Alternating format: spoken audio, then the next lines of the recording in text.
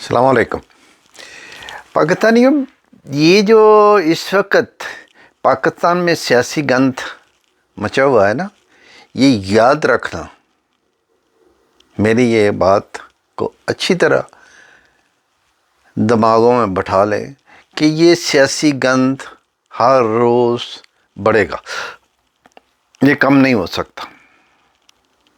دیکھ لینا، آپ یہ میری ویڈیو کو محفوظ کر لینا، اور آج کے 10 سال بعد، 20 سال، 30، 40، 50 سال بعد کبھی آپ کو موقع ملے تو پھر سن لینا کہ یہ جو سیاسی گند ہے پاکستان کا، یہ ہر روز دن بدن بڑھتا جائے گا، یہ کم نہیں ہوگا۔ اس کی وجہ کیا ہے؟ یہ تو میں نے کہہ دیا، یہ گند ہے اور بڑھتا جائے گا۔ ابھی یعنی کہ اس کی وجہ بھی بتانی چاہیے، تو میں آپ کو اس کی وجہ بتا دیتا ہوں۔ یہ اصل میں یہ گند جو شروع ہوا ہے، یہ 1971 سے شروع ہوا، جب پاکستان دو ٹکڑے ہو گیا۔ وہ ایک سیاسی گند تھا، فوج کو سمجھ ہی نہیں آ رہی تھی کہ یہ سیاستدان جو ہیں یہ ہمارے ساتھ کھیل کیا کھیل رہے ہیں۔ میں بھی اس وقت ماشاءاللہ سیاست میں تھا، بڑا قریب تھا میں سیاست، بڑے غور سے سیاست یعنی اس کو میں سوچتا بھی تھا، کرتا بھی تھا، اس میں شامل بھی ہوتے تھے۔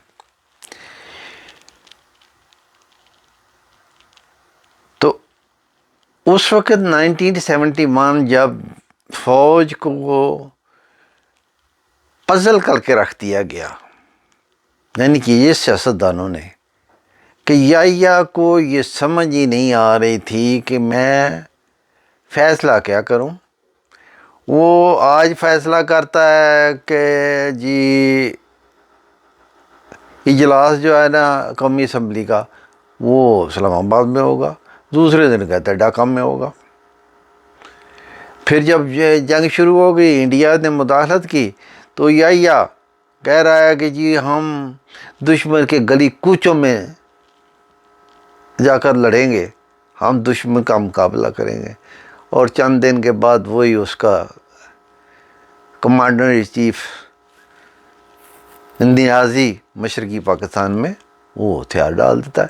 میں اس دن سن رہا تھا، رات کو نیازی تقریر کر رہا تھا کہ میری ڈیڈ باڈی کے اوپر سے گزر کر کو ڈھاکہ پہ قبضہ کر سکتا ہے۔ تو وہ صبح نیازی جو ہے نا، وہ بڑے شوق سے اپنا ریوالور جو ہے وہ انڈین کمانڈر ان چیف کو دے رہا تھا، یعنی ہتھیار ڈال رہا تھا، اور اس کے ساتھ 90,000 پاکستانی فوج نے بھی ہتھیار ڈال دیے، یہ سیاسی گند کی وجہ سے۔ اگر اس وقت کوئی ایک فیصلہ کرنے والا ہوتا، یا فوج فیصلہ کرتی یا سیاستدان کرتے، تو ہو سکتا ہے فیصلہ اس سے مختلف ہوتا، کیونکہ سیاسی حل ڈھونڈ لیتے۔ وہ مشرقی پاکستان میں اگر اس نے اکثریت حاصل کی تھی پورے پاکستان میں، تو مجیب الرحمان کو دے دیتے، کو نہیں۔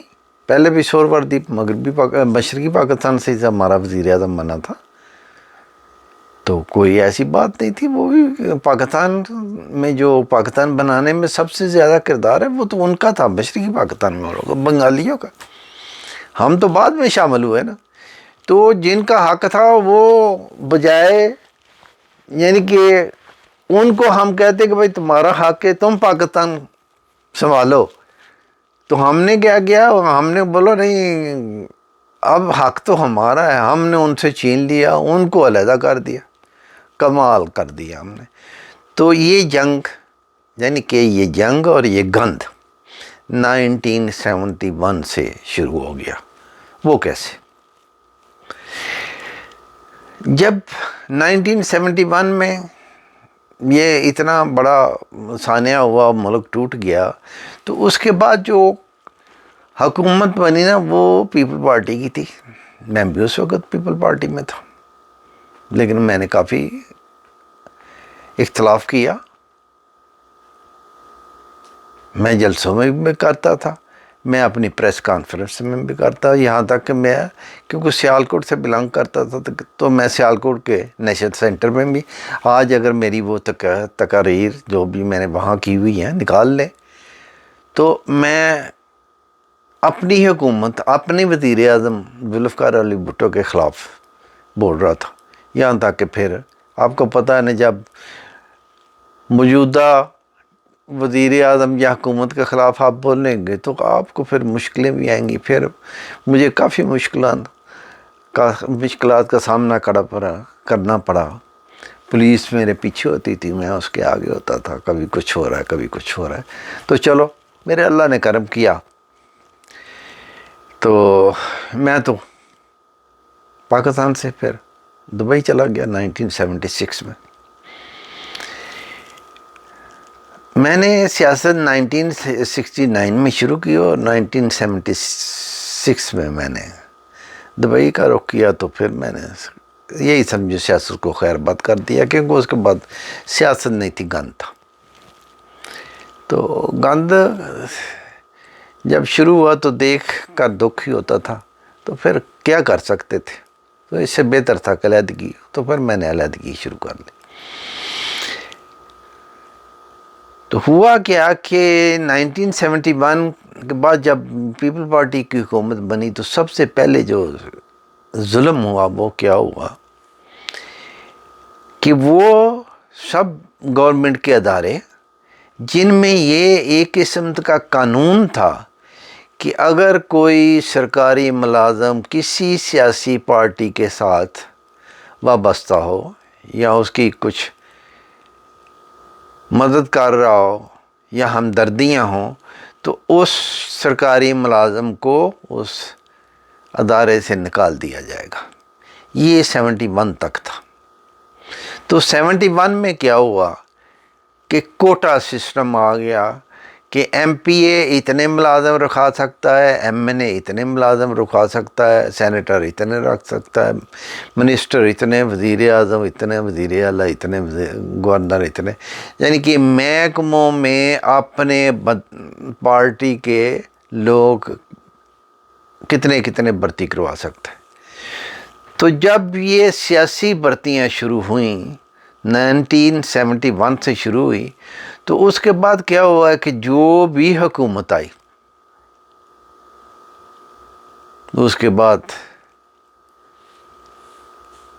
کاف لیگ بنی، جنیجا گروپ آیا، سب مسلم لیگ نون بنی، کاف بنی، یہ ہوا، پیپل پارٹی کئی بار آئی، جو بھی پھر پارٹیاں آتی گئی آج تک تقریباً 50 سال. ہو سکتا ہے اس کے آگے پیچھے ہو، کچھ زیادہ بھی ہو سکتا ہے کم بھی ہو سکتا ہے. تو آج تک ہر محکمے میں، سرکاری محکمے میں، اب تو پرائیویٹ میں بھی شروع ہو گیا، سیاسی بھرتیاں شروع ہو گئی. تو ہوا کیا کہ اگر ایک ادارے میں 1000 لوگوں کی ضرورت تھی تو کیونکہ سیاسی بھرتیاں تھیں اس لیے اس میں 10,000 بھرتی کر دیے جاتے. ہر پارٹی آتی اپنا بھرتی کرتی، کیونکہ ان کو تو ووٹ چاہیے تھا نا، ان کو ہمدردیاں چاہیے تھی. تو محکموں میں ہر ادارے میں 100 کی بجائے 1000 ہو گیا، 1000 کی بجائے 10,000 ہو گیا، 10,000 کی بجائے 1,00,000 ہو گیا. یعنی ہر ادارہ جو ہے نا اس میں اتنی دنیا بھرتی ہونی شروع ہوئی ہے، اور آج تک ہو رہی ہے. ابھی بھی دیکھیں جو بھی آتا ہے نا وہ اندر کھاتے جب چلا جاتا ہے تو دیکھو نا پھر کتنے کیس بنتے ہیں، جی اس نے بغیر قانون کے بھرتیاں کی ہیں. اس کو ابھی دیکھ لو، وہ پی ٹی آئی والوں کو شکنجہ ڈالا ہوا ہے کہ انہوں نے بڑی بھرتیاں کی ہیں. اس سے پہلے پیپل پارٹی والوں کا تھا، نون لیگ والوں کا تھا، کاف لیگ والوں کا تھا کہ انہوں نے بھرتیاں کی ہیں، انہوں نے بھرتیاں کی ہیں. تو یہ کیا ہوا کہ وہ محکمہ، وہ ادارہ جس میں 10,000 کی ضرورت تھی وہاں 1,00,000 چلا گیا. تو وہ ان کی تنخواہیں کون دے گا بھائی 1 لاکھ کی؟ وہ تو 10,000 کے لیے تھا. 10,000 کے لیے بھی ہو سکتا ہے ہینڈ ٹو ماؤتھ ہی ہوتا ہے وہ ادارہ کہ پوری ہوتا ہے، جتنی اس کی کمائی تھی اتنی اس کی یہ تنخواہیں وغیرہ چلی جاتی. تو جب 10,000 کو 1 لاکھ میں بدل دیا گیا تو وہ ادارہ جو تھا نا وہ مفلوج ہو گیا، یعنی کہ خسارے میں چلا گیا. تو ہمارے سارے ادارے خسارے میں چلے گئے. پھر اس کا اثر شروع ہو گیا، پی آئی اے تباہ، ریلوے تباہ، اسٹیل مل تباہ، فلاں تباہ، یعنی کہ سارے جو بڑے بڑے پروجیکٹ تھے، جو بڑے بڑے منصوبے تھے، وہ سارے خسارے میں چلے گئے. کیوں؟ ان کی پیداوار جو تھی نا وہ تو تھی 10,000 کو کمپنسیٹ کرنے کے لیے، تو وہاں تو 1 لاکھ ہے، تو وہ 90,000 کو جو زیادہ تنخواہیں دی جاتی تھی. پھر وہ سیاسی جو لوگ ہوتے تھے نا، یہ کام کے لیے نہیں آتے تھے، یہ بدماشی کے لیے آتے تھے. یہ کسی بھی ادارے میں کوئی بھی سیاسی اگر ورکر بھرتی کیا ہوتا تھا نا، تو وہ اگر اس کا دور حکومت تھا تو وہ کام نہیں کرتا تھا، وہ بدماشی کرتا تھا. مجھے ایک آدمی نے بتایا کہ گورنمنٹ ملازم میں، یعنی کہ بہت اچھا محکمہ، اس میں ایک چپڑاسی تھا. تو وہ چپڑاسی وہ کہتا ہے کہ میرے سامنے آیا آفس میں آ کر، تو وہ جناب صاحبوں کی طرح آیا، وہ پھر چلا گیا. تو میں نے پوچھا اس محکمے کے آفیسر سے، میں نے پوچھا یہ صاحب کون ہے؟ اس نے بولا جی یہ میرے آفس میں تو چپڑاسی ہے، لیکن یہ کیونکہ فلاں ایم پی اے جو ہے نا اس کا آدمی ہے، اس کو ہم لوگ کچھ نہیں کہہ سکتے. اگر اس کو ہم کچھ کہیں گے تو ابھی فون آ جائے گا، ہو سکتا ہے میری جو میں یہاں کا انچارج ہوں میری یہاں سے ٹرانسفر ہو جائے، یہ اتنا پاورفل ہے. تو ابھی یہ دیکھیں کہ اگر ایک چپڑاسی اتنا پاورفل ہے تو باقی کیا ہوگا. تو سارے محکمے تباہ ہو گئے. آج سب محکمے، سب ادارے تباہ ہو چکے. یہ جو آپ کہتے ہیں نا کہ بجلی کا شارٹ فال ہے، گیس کا شارٹ فال ہے، فلاں کا شارٹ فال ہے، یہ کچھ بھی نہیں ہے یار، کوئی شارٹ شوٹ نہیں ہے. یہ شارٹ فال مصنوعی بنائے گئے ہیں، وہ اس لیے کہ اگر بجلی کی پیداوار، یعنی کہ آپ کو اس کی ریونیو جو، یعنی آپ کو ٹیکس ریونیو جو کچھ بھی اس کلیکٹ ہوتا ہے، وہ تھا کمپنسیٹ کرنے کے لیے 10% کے لیے، نہ کہ 100% کے لیے. ابھی تو وہاں 100% ہے نا، تو وہ 90% جو ایکسٹرا اس میں ملازم ہیں جنہوں نے کرنا بھی کچھ نہیں، صرف بدماشی، کہ ان کی اگر حکومت آئے گی تو وہ کچھ نہیں کریں گے. اور پھر میں حیران ہوا کہ پی آئی اے کا ایک پورٹر تھا، تو وہ ایک زمانے میں آ کر پی اے کا چیئرمین بن گیا. دیکھیں نا، پورٹر اور چیئرمین. اور اس نے کیا کیا، اپنا بیٹا، بھائی، بہن، یہ وہ سارے لوگوں کو پی آئی اے کی اچھی پوزیشن پر بٹھا دیا. اور جب ان کو بٹھایا تو وہ کیا ہو رہا تھا کہ وہ جو بیٹھے ہوئے تھے وہ نکمے تھے، ان کو آتا کچھ نہیں تھا. تو وہ وہاں جو لوگ کام کرنے والے تھے ان کے ساتھ ان کا بڑا اچھا تعلق ہوتا تھا کہ بھئی میں آیا ہوں، میں تو بیٹھوں گا اپنی کرسی پہ، کام تو کرنا ہے آپ لوگوں نے. تو آپ کو ایسا، اس نے پھر کیا کرتا تھا کہ وہ اپنی ٹیم میں سے چند لوگوں کو اپنے قریب کر لیتا تھا، تو ان کو مراد، ان کی سیلریز، ان کی پروموشن ڈے اینڈ نائٹ ہو رہی ہوتی تھی. کیوں؟ وہ اس ادارے کے، یعنی اس ڈپارٹمنٹ میں ان لوگوں کی خاص حیثیت ہوتی تھی، یعنی کہ وہ خاص حیثیت کے بالک ہوتے تھے، وہ کام کرتے تھے. تو اس کا نقصان یہ ہوا کہ بجائے وہ ڈپارٹمنٹ میں، یعنی کہ ہر آدمی کو اپنی جگہ پہ رکھ کر اپنی یعنی پوزیشن پر رکھو، اس کو تنخواہ دی جاتی نہیں، وہ چند لوگ ہوتے تھے وہ اس کے خاص ہوتے تھے. تو وہ بھی، ان کو برات بھی بڑی ملتی تھی، تنخواہیں بھی بڑی ملتی تھی، اور کرتے وہ بھی کچھ نہیں تھے. تو اس طرح سارا ملک ابھی تباہ ہو گیا ہے. یہ نہیں کہ کوئی ادارہ بچ گیا، سارے اداروں میں A to Z یہی حال ہے۔ تو اب جب تک آج اگر شروع کریں یہ گند نکالنے کے لیے تو آپ کو پھر 50 سال چاہیے۔ کیوں؟ یہ گند ڈالنے کے لیے 50 لگے، 50 سال، اور ابھی آپ یہ گند اگر نکالنا ہے آپ کو تو 50 سال اور آپ کو چاہیے۔ لیکن اگر آج سے شروع کر دیں کہ ہر محکمے سے جتنے سیاسی بھرتیاں ہوئی ہیں ان کو گھروں میں بھیجیں، میرٹ میں لوگوں کو لائیں۔ غریبوں کے بچے پڑھتے ہیں، کمپٹیشن میں آتے ہیں، یعنی کہ تعلیم میں ہی کمپٹیشن میں آتے ہیں، بڑے نمبر اچھے لیتے ہیں، لیکن ان کو نہ کوئی جاب ملتی ہے یا نہ ان کی کوئی سنوائی ہوتی ہے۔ وہ بیچارے صرف پڑھتے ہی ہیں اور مقابلے کرتے ہیں اور نمبر اچھے لیتے ہیں۔ باقی غریب کا بچہ ڈاکٹر گھر بیٹھا ہوا ہے، انجینئر گھر بیٹھا ہوا ہے، کوئی بھی پروفیشنل وہ گھر بیٹھے ہوئے ہیں، ان کو نہ نوکریاں ملتی ہیں۔ یہ سب یہی ڈاکو جو بیٹھے ہوئے ہیں، ان کے رشتہ دار ان کے سارے ہوتے ہیں، ان کے ورکر ہوتے ہیں جو ان پوزیشن میں بیٹھے ہوتے ہیں، اور یہ ملک تباہ و برباد ہو گیا پاکستان سارا، اور یہ ہوتا رہے گا۔ یہ یاد رکھنا، جب تک یہ سیاسی بھرتیاں ختم نہیں ہوں گی، جو لوگ سیاسی بھرتی کیے گئے ہیں ان کو نکالا نہیں جائے گا، سیاستدانوں کو ہر محکمے سے دور نہیں رکھا جائے گا، یہ کوٹا سسٹم، یہ بدماشی، یہ سفارش، یہ رشوت، یہ ساری ختم نہیں ہوگی، اس وقت تک آپ کا ملک نہیں چل سکتا، نہیں چل سکتا، نہیں چل سکتا۔ اور اگر آج کوئی قدم اٹھائے کوئی بھی تو 50 سال لگیں گے اس کو سدھارنے میں۔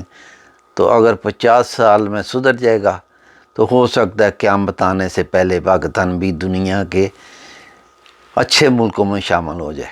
ورنہ پاکستان جب آج کے جہاں دنیا آج ہے، یہ یاد رکھنا، یہاں دنیا کے باقی ممالک آج ہیں جہاں پہ، پاکستان اگر یہاں پر آنے کی کوشش کرے تو مجھے نظر آتا ہے پاکستان یہاں اس پوزیشن پہ نہیں آئے گا اور قیامت آ جائے گی۔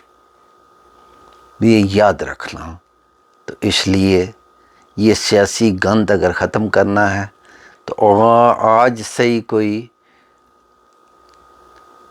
اس کو اپنے کنٹرول میں لے، اپنے اختیارات استعمال کرے، اور یہ سیاسی لوگوں کو ہر ایک محکمے سے دفعہ دور کرے اگر ملک چلانا ہے۔ ورنہ یہ روتے رہیں گے، یہ ملک ایسے ہی تباہ ہوتا رہے گا۔ اور اس کے بعد سب سے بڑی جو چیز ہے وہ یہ ہے کہ پاکستان کا سب کہتے ہیں، ہم بھی کہتے ہیں، مطلب کیا ہے؟ لا الہ الا اللہ محمد رسول اللہ صلی اللہ علیہ وسلم۔ تو اگر کوئی شخص اس گند کو مٹانے کی کوشش کرتا ہے تو سب سے پہلے وہ کیا کرے؟ ملک میں دین نافذ کرے۔ اگر وہ دین نافذ کرنے میں کامیاب ہو جائے گا، وہ یہ گند مٹانے میں بھی کامیاب ہو جائے گا۔ تو اگر وہ یہ نہیں کرے گا وہ اللہ کا مجرم ہوگا۔ اگر وہ اس پوزیشن میں ہے اور نہیں کرتا تو وہ اللہ کا مجرم ہوگا۔ کل روز محشر دیکھ لینا، یہ جتنے آج تک اوپر سیٹوں پہ بیٹھے ہیں کسی بھی محکمے میں کہاں بھی، یہ اس دن مجرموں کی حیثیت سے اللہ کی عدالت میں پیش کیے جائیں گے کہ اے اللہ، فرشتے لائیں گے ان کو بیڑیوں میں جکڑے ہوئے، آگ کی بیڑیوں میں جکڑے ہوئے، یہ جتنے آج تک سیٹوں پہ بیٹھے ہیں، کہ اے اللہ تو نے یہ خطہ دیا تھا ان کو کہ وہاں تیرا دین نافذ ہوگا، انصاف ہوگا، لوگ سکون سے رہیں گے، لیکن یہ ڈاکو جو ہیں انہوں نے تیرے اس خطے کو جو تیرے نام پہ لیا گیا تھا اس کو جہنم بنا کے رکھا ہوا تھا۔ تو آج یہ تیرے سامنے سارے پیش کیے گئے ہیں۔ اس وقت ہو سکتا ہے قوم بھی اسی صف میں ہو، کیونکہ قوم بھی کچھ نہیں کر رہی۔ تو اگر ملک کو بچانا ہے تو دین کو لانا ہے۔ اللہ ہماری مدد کرے، آمین۔